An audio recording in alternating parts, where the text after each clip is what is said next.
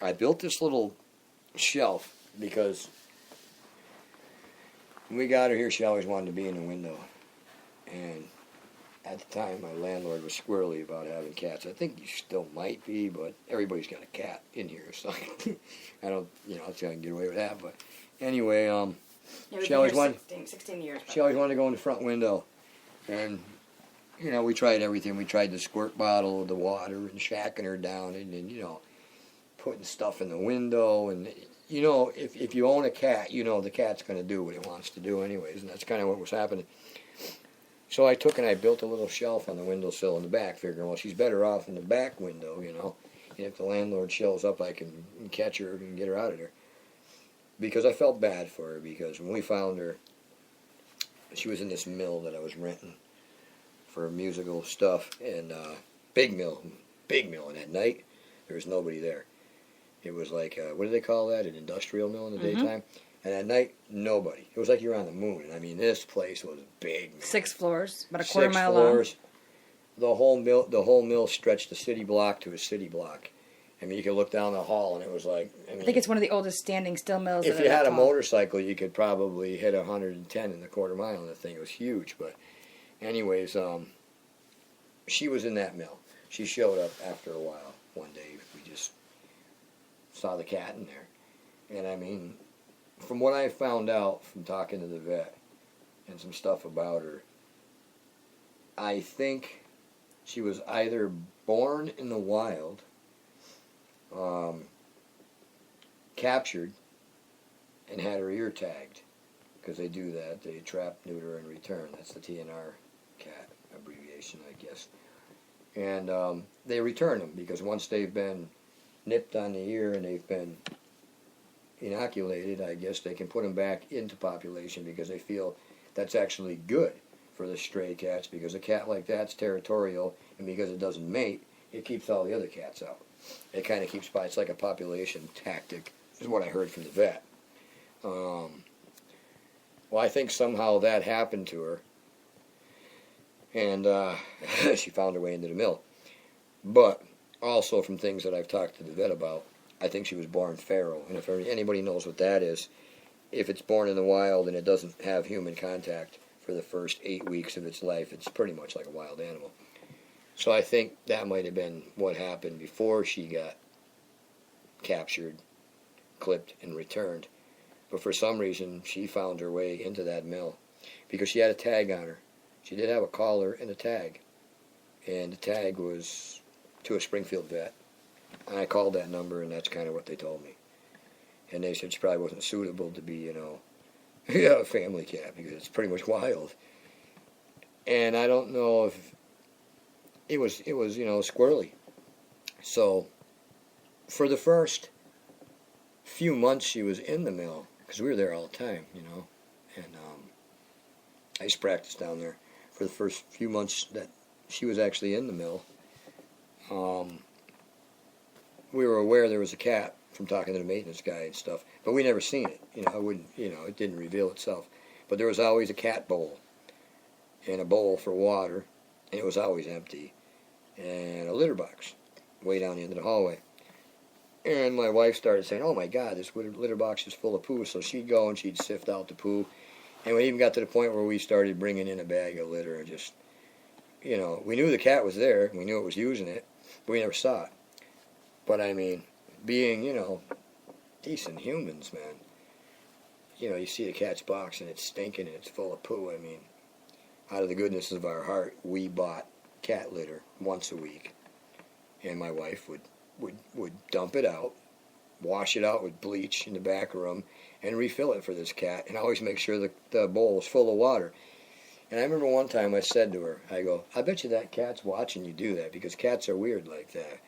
And I go, "I bet you that cat's watching you, It knows we're here. It's seen us. It's got your smell, And I kept wondering, when it was going to reveal itself. And it did. One day she went down to go to the bathroom, and she come back, and she goes, "There's a beautiful cat sitting on the carpet down there just looking at me." And I go, "Did you try to pat it? Did you try to talk to it?" And back then, in my frame of mind, I was like, "Don't even look at it. Don't touch it. Don't make friends with it. You're not bringing it home, With no animals, But see, there's a part of me that was saying that because I got a soft heart, and if I got attached to it, or the kid, or oh my God, then I'd have to take it. So anyways, I went down there to take a look at this cat. And I walked over and I said, "Oh, hi, kitty." That thing reared back. Its ears went flat. It showed me all its teeth. It started hitching. And I mean, I backed up 3 or 4 steps because I thought it was going to lunge in my face. I mean, it was the craziest. I've raised little bobcats up in Goshen, Mass when I was younger. And she was just as mean as those. I was like, oh my God. I'm like, there's something wrong with that cat, man. I'm like, sweet Jesus, you know. But I kept my distance and I talked to it. And over time, it kept showing itself to us. And one day we went there, and it appeared like it was starving, and we brought food with it. So she said, "It looks so hungry, you know?" And I said, "Yeah." So I said, "You know what?" I'm like, "I got a can of tuna in my knapsack there." I'm like, or my case. I'm like, for a sandwich after. I'm like, "Just go give it to the cat." So that was kind of like the first thing. We gave it to her, and she gobbled all the tuna down. And so we started bringing her stuff. We started actually buying her a can of cat food and giving it to her and just going off. Well, long story short, it took a long time to befriend this cat. And we got it to the point where it followed us down to our space in the middle of this mill. I cut a hole in the wall, made a kitty door, and she was getting friendly. Definitely not like a pet at all. I mean, you could pat her maybe once on the back of the head when she wasn't looking, and twice she'd try to kill you. And I mean, she would hurt you. I mean, I thought I need stitches a few times. I got scratched and bit so hard. I was like, oh my God, you know. And, of course, Lori. But it was always a beautiful cat. She was very beautiful. I remember thinking, God, she looks wild. She almost looks like a show cat, you know. But over time, she got friendlier and friendlier. And took a long time. We're talking just about a year we had been feeding her. And I'd go there and it'd be freezing in that mill. Had steam heat for a while, and then they cut the heat. So we had all these electric heaters in our space. And we'd turn the heaters on to warm up the room for the cat. And the cat obviously liked that. We had TV in there. You know, Junior would go with us during the holiday season when there was no school. He could sleep in this little studio spot. We had food, we had a table, we had movies. Plus we had it all set up like a stage, you know, with the speakers and the drums. And it was great. You know, it was a cool little getaway. And the cat would curl up, and it seemed to take to, like, you know, being in a living room environment. It was pretty neat. And it was starting to come around to the point where when it'd get done eating, you could pat it when it was eating, which is odd. Usually can't touch an animal when it's eating. Still today, you can pat her when she's eating. You can pat her when she's pooing and peeing. Because I think what was going on in the mill is she was so scared, so much going on, that when she got to trust us, when she was doing those things that normally a cat don't want to be bothered with, she felt comforted. Even now, I can pat her when she's eating. She eats better if you pat her, you know. But I got it to the point where she'd get done eating, I'd pull her up on my lap. This little brown chair I used to sit in. And the first time I did it, she looked at me like I was an alien from Mars doing some really scrupulous thing. She was gone, off my lap. Surprised she didn't attack me. So every so often I would do this. After she ate, I'd pick her up and I'd put her on my lap. And she'd gone, you know. Well, probably a few months went by. One night I'm sitting there after she ate, and lo and behold, the doggone cat jumped up on my lap, started nuzzling me, started purring. I didn't even touch her. I just let her do what she wanted to do, and she got so comfortable because it was cold. It was really cold, and we had the heaters going, and that's when we started getting close to her. And things started progressing from that point. And then we went there one day, probably toward the summer. There was talk of taking her home. We were afraid of the landlord, and didn't know anything about her. We didn't know how she would react, if she would like it, if she was, there was so many things, It's stray cats, filthy in this mill, dirty, and oh my God. Until one day we went in there, just about approaching, I think it was summer, August, and the cat would come running because we were its meal ticket, and my son would play with her with a tinfoil ball. He'd kick it around the hallway, and she liked that, and he could touch her quite a bit, She seemed to like him. Whenever he got hurt in there, it was weird. She had like a real mothering instinct. I remember one time he was being a little snot to his mother, So I gave him a backhander across the butt, straightened him out, a little bit, and more of a scare tactic than anything. And of course, he went and sat down and he was embarrassed and whined. I think there was people around too. I don't know what he was doing. It was something that, because I'm not a mean man, especially with my, I don't believe in hitting kids at all, or I don't believe it works. But I think once in a while I think he was throwing a temper tantrum, something really bad, and it was just a knock it off, kind of thing. But that really affected him. It didn't even really have to hurt him. It wasn't even about that. It was more about reeling him in, and so I did that, because he was younger. I think he was probably 8 or 9 then. And, of course, he cried. He sat over there and he cried, like I would expect. His feelings were hurt.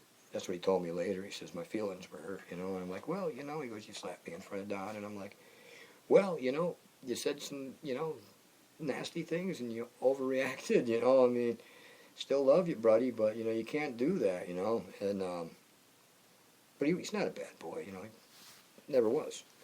But the cat would go and sit by him, like, to comfort him in his times of whatever. If he hurt himself or he fell, because he used to bring his scooter, his bike in there and ride around the mill, and he'd wipe out and he'd hurt himself and he'd be crying. The cat would go and stick to him like glue.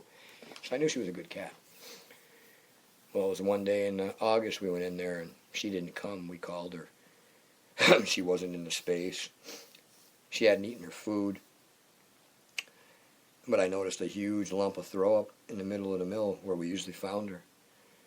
And I thought that was odd. I said, I wonder if she got sick, So we're calling her, and we couldn't find her. And we had gotten a pretty good relationship with this little animal, and then I could hear a wow from somewhere. So I went to the front door, and there was this staircase that went all the way up to the 6th floor. And you couldn't get up any higher than like the 4th floor, because in August, it was like 500 degrees up there. And I said, Millie, is that you? We already named her Millie because we found her in the mill, And she, wow. And I said, well, come on, what's the matter, So she started coming down the stairs. Her ear was all red and bloody. She had a lump on her head the size of a golf ball. And she was walking in circles and falling over. And I realized that somebody had beaten her in there. Somebody that didn't like cats, a worker or something. But then I thought later, there was a guy that used to let his dog run around her. He could have gotten attacked, I don't know. But either way, I think it was a human, because it's scared of work gloves. If I put on my work gloves, she freaks out. She does not like that. She doesn't like certain hats, and she doesn't like her tail touched at all. So I think there was an abuse that happened there. And we basically carried her back to our space, put her inside with plenty of food, plenty of water. Litter pan. And a litter pan. And we basically locked her in there, and we go back every night like we always did to see her. And she was pretty cool to get her to I thought she was going to die. The first night, as a matter of fact, we couldn't even do that because we were afraid of picking her up because we didn't know how she'd react or how bad she had been hurt and if she was in shock. And my wife, the good soul that she is. And this is a good story. This is a good Christmas story. Hold on one second pause that just so I can share another one.